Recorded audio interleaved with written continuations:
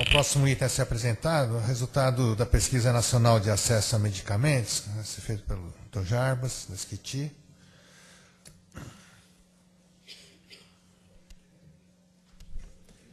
Então, bom dia. Primeiro, parabenizar também aí a nova diretoria do CONAS, desejar sucesso aí na condução dos trabalhos, como sempre tem sido. Bom, nós vamos fazer um resumo aqui da pesquisa nacional sobre acesso, utilização e promoção do uso racional de medicamentos no Brasil, a PENA 1. A PENA 1, o objetivo principal dela era fornecer um conjunto de informações sobre a questão do acesso a medicamento no Brasil, né? Nós sabemos que esse é um tema, está na agenda prioritária, uma parte dele, né? O tema da judicialização envolve, óbvio, a questão do acesso, mas é muito mais amplo do que a própria judicialização. E, sem dúvida nenhuma, é importante conhecer esse dado, primeiro porque municípios, estados e o Ministério da Saúde têm feito um esforço financeiro, de organização de acesso importante para que a gente amplie o acesso à população. Além disso, é reconhecido em todos os estudos, né, que o aparente paradoxo que a gente tem no Brasil de um alto gasto do bolso, né, das pessoas, apesar de ser um sistema de acesso universal, na classe média e alta, né, para cima, se reflete no pagamento de plano de seguro de saúde, mas principalmente entre os pobres, a falta de acesso a medicamento gratuito tem sido apontado como principal responsável pelo gasto direto do bolso, né, chamado. Então, com esses vários objetivos de conhecer, né, melhor esse universo, as lacunas, é que a PENA 1 foi realizada, né, ela foi coordenada aí pela Universidade Federal do Rio Grande do Sul e Universidade Federal de Minas Gerais, com um conjunto de instituições, né, e da parte nossa aqui do Ministério da Saúde, né, a Karen Costa, que está ali, né, da nossa coordenação da assistência farmacêutica básica e toda a equipe lá do Departamento de Assistência Farmacêutica. Então, um pool aí de universidades também com apoio aqui da Organização Pan-Americana de Saúde. A PENA 1 tem dois braços, né? Nós tivemos o componente populacional, que foi concluído ano passado, os resultados foram divulgados, consolidados no final do ano, a gente agora está no processo já de divulgação desses resultados. E tem outro braço, que é o braço relativo aos serviços de assistência farmacêutica na atenção básica, que está em processo de conclusão. Até já agradeço, porque depois, pode ter sido coincidência, né? Epidemiologista a gente chama, às vezes é uma falácia ecológica, né? A gente acha que é causa e não é. Mas depois daquele apelo feito aqui, eu acho que da divulgação feita pelo CONAS e CONASEM, nós tivemos um crescimento muito grande da contribuição das secretarias. Então a gente vai estar brevemente já com isso consolidado, que vai ser uma outra informação importante para a tomada de decisão aí dos gestores. Bom, a PENA 1, componente populacional, ela fez mais de 41 mil entrevistas, né?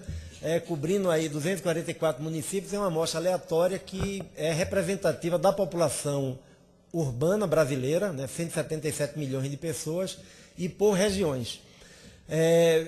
A parte básica que eu vou apresentar aqui, vamos dizer, talvez o núcleo, né, importante dela, diz respeito à questão de obtenção de medicamentos, né?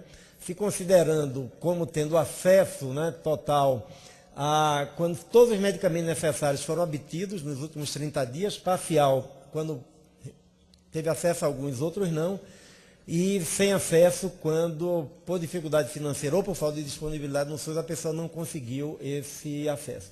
Aqui a gente vai apresentar alguns gráficos, mas muito rapidamente. Aqui é para hipertensão, né? A pesquisa é para maiores de 20 anos, então a gente tem aí uma prevalência autorreferida, mas acompanhando os dados vai aumentando aí com a idade.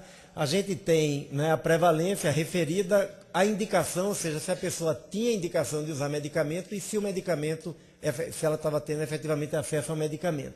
Então a gente vai dar uns zooms, né, aí. A prevalência média, né, aí é de cerca referida a 20,7%. Desses 20,7%, quase 93%, né, tinham a indicação, uma prescrição de uso de medicamento, e desses 93%, 94% estava efetivamente em uso, né, do medicamento, o que é um percentual, se a gente pensar em escala populacional do Brasil, é um percentual alto, né? Quando a gente olha por faixa etária, claro, a prevalência, né, aí vai crescendo muito, a prevalência referida, que é compatível com os dados de inquéritos epidemiológicos que a gente tem, né, de 20 a 39 só 6,2%, a partir dos 60 anos chega a quase 60% de prevalência de hipertensão, e com o envelhecimento da nossa população esse dado é extremamente importante. Aqui, quando a gente coloca, separando pelas classes sociais, usando aquele padrão que é usado por todo mundo, Ibope, Datafolha, né, classe A, B, C, D e E, a gente aí agrupou classe A e B, né, que está na primeira coluna, classe C está no meio, classe D e E estão aqui na direita. Né? Então, a prevalência de autorreferido de hipertensão não varia, né, estatisticamente entre as três. Né?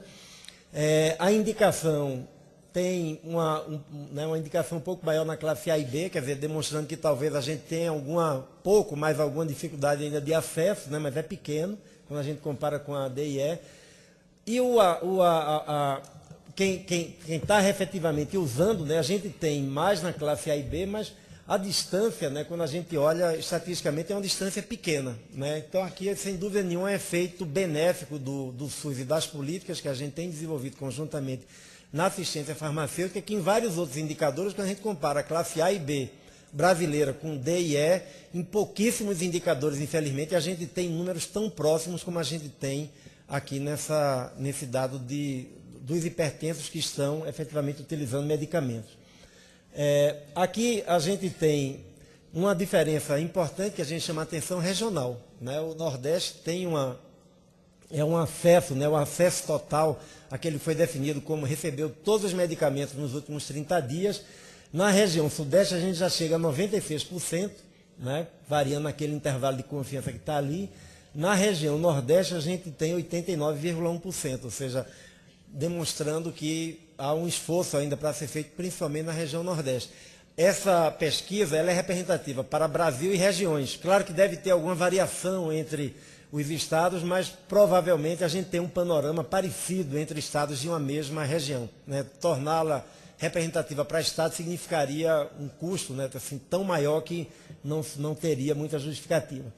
Bom, aqui a gente tem o tratamento e o uso, já mudando agora para diabetes, né, também a gente faz um zoom aí para alguns aspectos importantes. Né? A prevalência autorreferida de diabetes, perto de 6%, com indicação de medicamento 85,5%, desses 92,8%, quase 93% tendo acesso ao medicamento. Né? Que também é um dado assim, extremamente positivo. Aqui também a gente tem uma variação regional, aí é menor, né? Os diabéticos do Nordeste aparentemente estão tendo mais acesso ao medicamento do que os hipertensos, porque a gente vê que aí a gente tem, inclusive, assim, estatisticamente, né, não tem significância, os dois podem estar pelos intervalos de confiança dentro do mesmo valor entre Nordeste e Sudeste.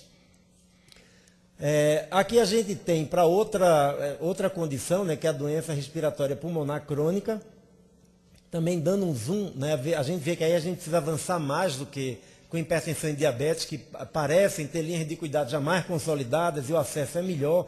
No caso da doença respiratória pulmonar crônica, com uma prevalência, né, autorreferida muito mais baixa, né, aí é de 2,8%, 59,4% tem já a indicação do uso, tinha, né, a prescrição de um médico para ter o remédio, desses 76,1% tinham efetivamente acesso a medicamento. Então, para esse grupo aí de patologia, a gente tem efetivamente aí quase que um quarto, né, das pessoas ainda sem acesso, chamando atenção para a necessidade de estratégias específicas para cobrir esse fosso. Né? Aqui também, olhando aquela classificação de classe A, B, C, D e E, a gente verifica, né, aqui sim, diferente dos outros, que a gente quase não tinha diferença de acesso, né, que ainda tem um caminho importante a percorrer, porque para a classe A e B, 85% praticamente tinha acesso, né? Na classe D e E, a gente tem menos de 60% com acesso. Né? Ou seja, de cada 10 pessoas que teriam indicação do uso do medicamento, 4 não estavam conseguindo obter esse medicamento, ou porque ele não estava disponível na rede pública, ou porque ele não tinha o recurso, né, financeiro para comprar. Aqui também a gente verifica uma diferença importante no acesso do ponto de vista regional. Né? No Nordeste, 75%, né, teve os medicamentos para a doença pulmonar respiratória crônica nos últimos 30 dias, todos os remédios.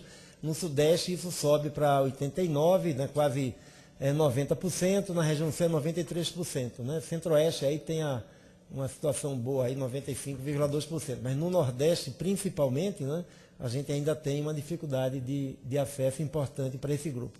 Bom, aqui já para finalizar assim, as grandes sínteses, né, daí, a gente vê que para hipertensão e diabetes, a gente teve assim, uma grande maioria da população, né, desses que referiam, né, a doença e que referiam ter indicação, a gente tinha um acesso importante ou captando diretamente da unidade de saúde ou pelo farmácia popular, né, ou seja, os dois somados, o acesso gratuito para a hipertensão dá em torno de 84%, né, quando a gente soma, né, e para a diabetes a gente tem aí cerca de 82%, né, o que para um país das dimensões do Brasil, né, é uma política quase universalizada já, né, faltando aqueles problemas que a gente tem que ver de pessoas mais pobres, de região Nordeste, que a gente ainda tem que ter mais homogeneidade, digamos assim, no acesso. Mas, sem dúvida nenhuma, que é uma conquista importante do SUS, seja pela entrega direta, seja pela política da farmácia popular, a gente ter aí indicadores assim, tão importantes do acesso gratuito a duas patologias extremamente prevalentes na nossa população, que são hipertensão e diabetes. A gente tem um desafio maior quando a gente tem a pessoa, né, tem mais de uma doença crônica, que não é uma situação também tão rara, né? Aí a gente vê que complica, porque, lógico, a gente tem mais dificuldade, a logística, né, concomitante de entrega de todos os medicamentos, distribuição, ela passa a ser um desafio maior, né? Aqui a gente vê o acesso total, quando a gente fala de uma doença crônica só, ele todo é muito elevado, né? Duas doenças ele reduz, 3 ou mais doenças crônicas ele reduz. Então, seguramente que isso também chama a atenção da gente para a necessidade de aperfeiçoamento, apesar dos percentuais, mesmo no caso de 3 doenças ou mais, a gente tem percentuais assim, extremamente elevados, né? Bom, as próximas etapas agora é a divulgação, né, desses dados. A gente tem aí um folheto, né, assim, com um resumo muito pequeno, mas a ideia é exatamente que a gente possa estar fazendo uma divulgação maior. Essa divulgação vai ser tanto em cadernos, que vão ser distribuídos para os gestores municipais, estaduais, as equipes, né, e também artigos científicos, porque tem dados aí interessantes. Quer dizer, aquele mito de que as pessoas nunca encontram remédio, o dado da pesquisa populacional fala de outra realidade. Fala de problemas, de lacunas que a gente tem a preencher, mas fala de que o efeito SUS, digamos assim, e as políticas do SUS têm garantido acesso gratuito para a hipertensão e para a diabetes a uma fatia já muito grande da nossa população, né? Então, claro que, sem dizer que está tudo perfeito, que a gente não tem que melhorar, que temos que melhorar muito, mas eu acho que é um dado importante, inclusive para a publicação em revistas científicas, na imprensa. A gente fez uma tentativa, né, no final do ano, mas ficou a jornalista que pegou, achou interessante, mas o editor viu, bom, a gente acha que é porque como tinha um dado mais positivo, se fosse só 25% tem acesso, provavelmente tinha saído, mas como era o contrário, a gente achou que não teve talvez tanto interesse, né? E, inclusive, disponibilizar no Congresso Abrasco, deixar os microdados disponíveis para que mais pessoas possam ter acesso a essa pesquisa.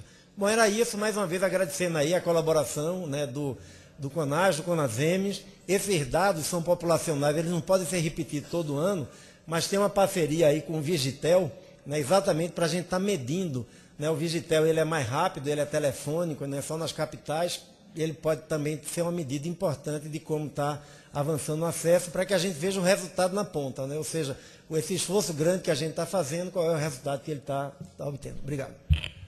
Obrigado, Jarbas. Aberta a palavra, um comentário. Ô Jorge, o Jurandir aqui. Só brincadeira. Vamos passar a botar matéria paga para poder distribuir essas informações. Na televisão e no jornal é o jeito, não sai de outra maneira. Tá certo, Jurandir. Ok. Vamos passar para a sessão de informe. Mauro. Queria registrar aqui muito rapidamente. Primeiro que são dados impressionantes, eu diria. Não é? Frente ao que nós temos no imaginário, até da própria sociedade, como o Jarbas colocou, das dificuldades e tal,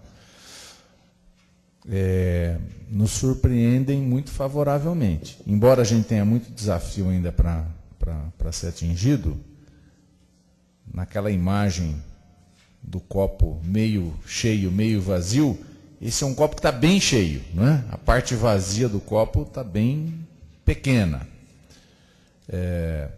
Evidentemente, nós não temos nenhum dado que eu conheça que a gente possa comparar com situações passadas, mas nós temos a experiência individual de cada um de nós de saber como é que era a questão de medicamento antes no sistema público de saúde e que era muito complicado, muito complicado. Então, eu acho que este é um avanço que nós temos que registrar de maneira indelével, um avanço extraordinário. E eu queria, em relação a isso, dizer e destacar aqui o papel dos municípios nesse processo, porque é lá que estão localizadas grande parte. Se a gente olhar o gráfico lá, a gente vai ver que grande parte da medicação é entregue na rede SUS, não nas outras modalidades. Esta rede SUS, onde esse medicamento é entregue, está, acho que quase de forma total, sob gestão dos municípios brasileiros. Então, acho que esse é um esforço bastante grande. E, nesse sentido, a gente teria duas questões a serem colocadas, aproveitando essa oportunidade.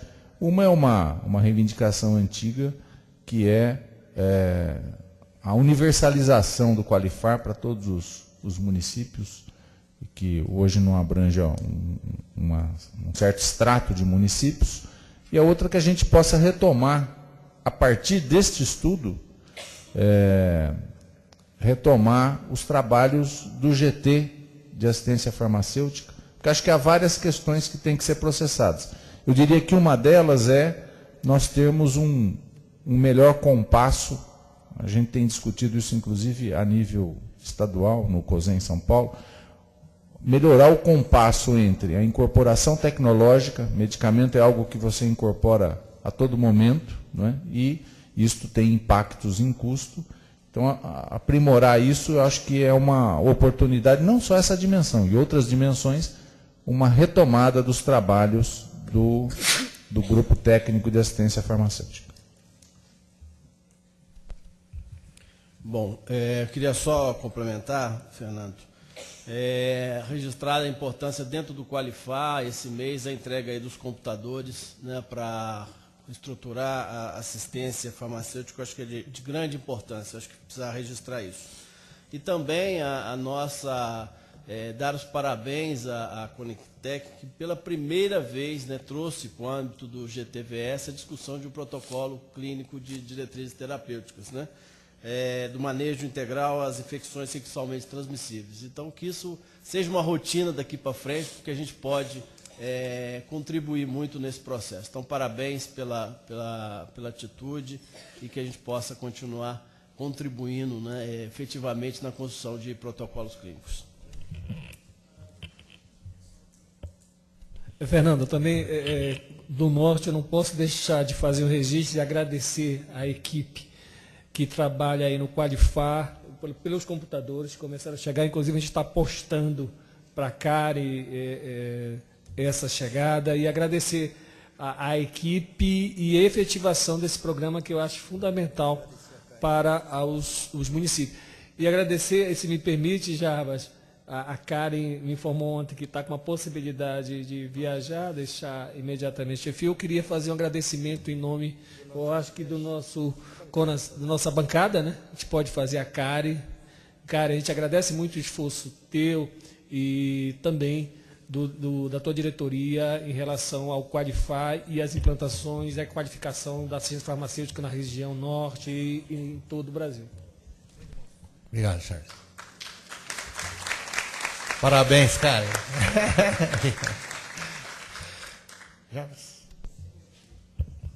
Desculpa, vou passar antes para o Alecrim, aí você fecha. Quero também cumprimentar a equipe e a todos que desenvolveram a pesquisa.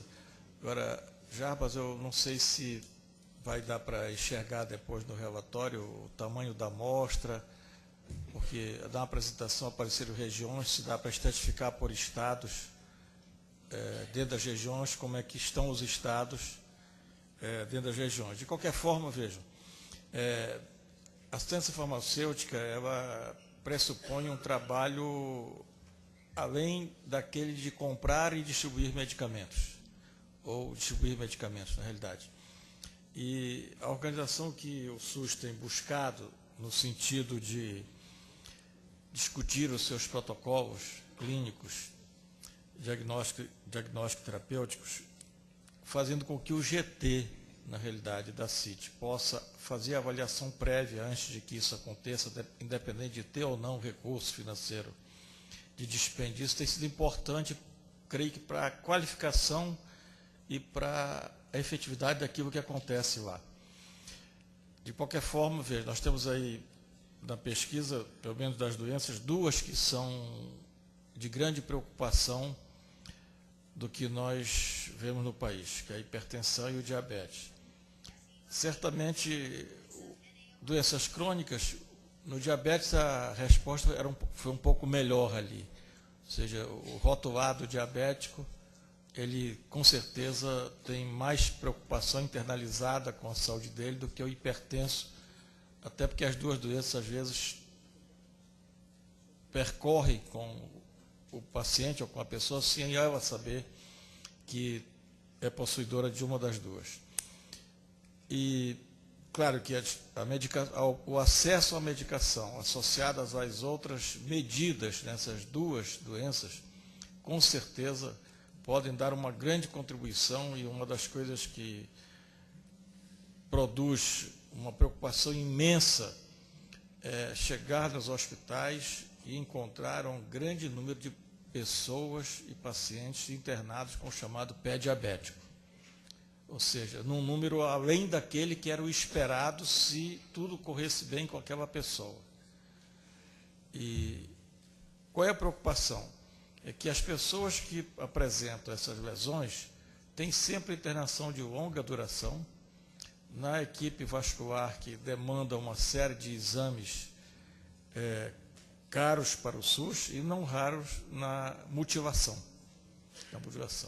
Com relação à hipertensão arterial sistêmica, também a medicação é importante, mas ela sozinha não é capaz de reduzir as quantidades significativas que nós temos de acidente vascular ou de doença cerebrovascular. E os estudos têm mostrado que grande parte da doença cerebrovascular, que pode ser muito bem controlada com algumas poucas palavras de orientação e com comprimidos que custam centavos para o poder público e que para o paciente, como foi feita a campanha Saúde Não Tem Preço, remédios de graça, quando entraram esses remédios, não só nas farmácias populares, mas naquelas que aderiram ao programa Aqui Tem Farmácia Popular, o paciente que sai da situação da sua hipertensão e vai para a doença cerebrovascular, metade deles, por melhor que seja a abordagem, a tecnologia, que sobrevive, vai ter um peso social com alguma sequela resultante do que aconteceu com ele. Então, eu creio que essas duas doenças, quando eu falei aqui hoje sobre a atenção básica, estava passando na minha memória o filme que eu vejo com essas duas doenças e que produzem, na realidade, um congestionamento de grande parte da rede, e que, se nós fizermos a abordagem correta e adequada com elas, que não são dispendiosas, tá certo? Está aí a amostra da pesquisa com o acesso à medicação e acrescentado as outras situações, com certeza nós vamos melhorar muito a qualidade de vida e ofertar melhores serviços à população. Parabéns pelo trabalho. Espero que a Conitec continue fortalecida e que os GTs cumpram também o seu papel na análise prévia dos protocolos antes da sua implantação, que quando deva chegar à implantação, já com certeza nós estaremos tecnologicamente com a incorporação feita daquilo que era proposto. Arilson. Acho que bom dia a todos e acho que cumprimentar o Jarbas pela pesquisa, né, e pela apresentação feita a nós aqui, e até indo no mesmo sentido do Dr. Alecrim, sugerindo que a gente possa fazer um trabalho de pesquisa, de avaliação de mortalidade, né, e do comportamento dela, né, das complicações de hipertensão e diabetes linkada com essa informação da garantia de acesso ao medicamento, para a gente poder ter aquela visão do impacto que isso realmente está dando no perfil de morte e mortalidade da nossa população.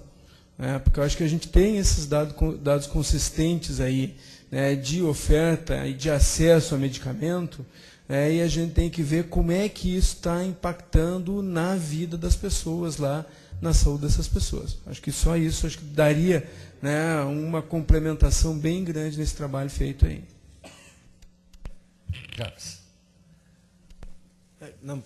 Primeiro agradecer aí os comentários, sugestões, eu acho que todas elas são extremamente valiosas, né? Realmente a Karen está esperando que seja breve, né, mas ela está vai fazer um curso internacional aí.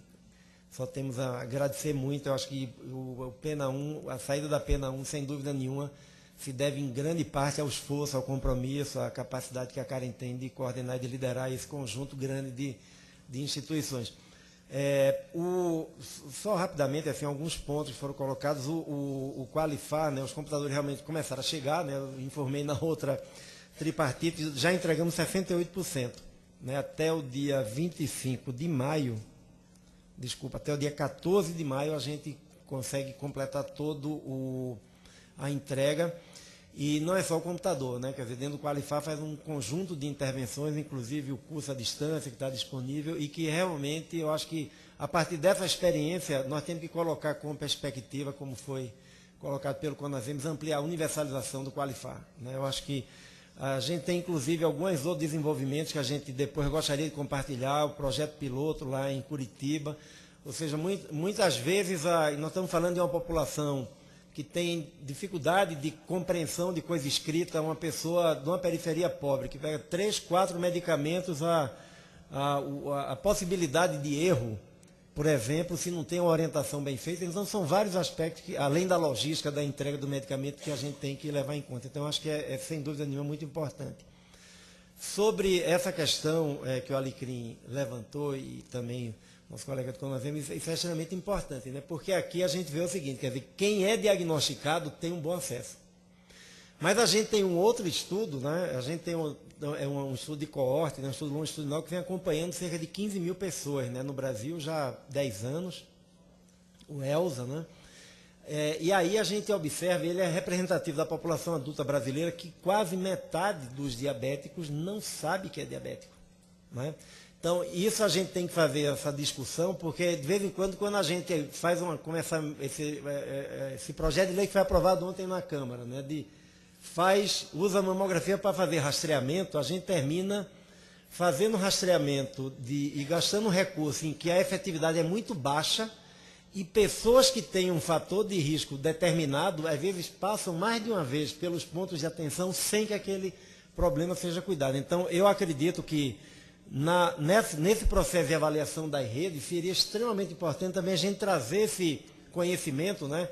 Doença cerebrovascular é outro. Nitidamente, tem estudos já demonstrando que a nossa rede do SUS incorporou bem o tratamento adequado, desde o SAMU até a UPA, para infarto do miocárdio. A redução na mortalidade de infarto do miocárdio é significativa. Para a doença cerebrovascular, ainda tem muito caminho a percorrer. Ainda tem, vamos dizer assim, uma fatia das mortes e das sequelas, né, graves evitáveis que a gente poderia estar trabalhando. Então, eu acho que a gente poderia ir trabalhando no nosso Departamento de Ciência e Tecnologia, que financia grande parte dessas pesquisas, a gente fazer nesse trabalho junto com as FAS, para que nessa revisão de redes a gente pudesse estar incorporando também esses dados epidemiológicos de resultado, de como é que está impactando a mortalidade, porque podem, sem dúvida nenhuma, orientar muito assim, a tomada de decisão que a gente vai fazer.